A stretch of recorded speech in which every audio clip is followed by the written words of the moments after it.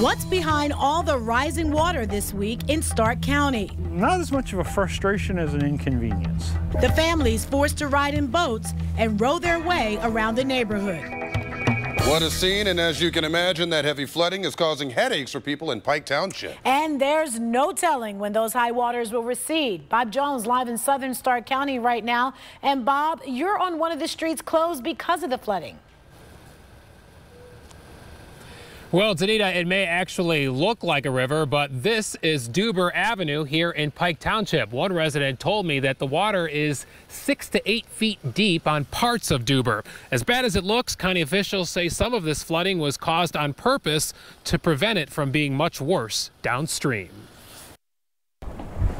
We've had a lot of rain this year. So much rain that James Moore is now using a boat to get to and from his home on Duber Avenue in Pike Township, while trying to keep his sense of humor on board.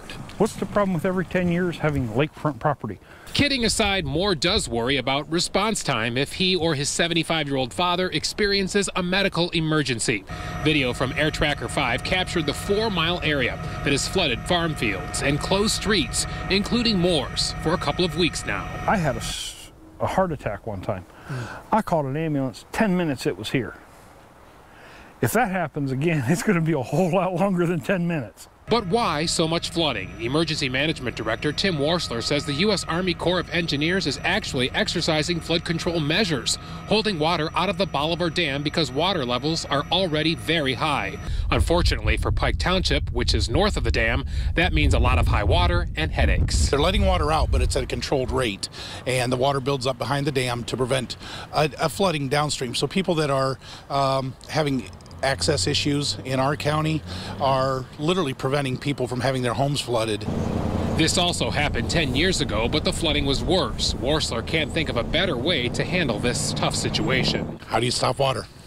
You put a dam up, you know, so yeah, I don't think so. There's people, south of here that are already flooded. Water's, in homes, some's over homes. In the meantime, James can handle getting around on his boat. He's just hoping it doesn't get any worse. There's rain in the forecast within the next week.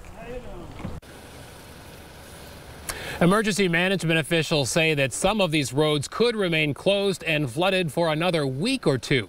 Some of that depends on how much more rain falls. Live in Pike Township tonight, Bob Jones, News 5.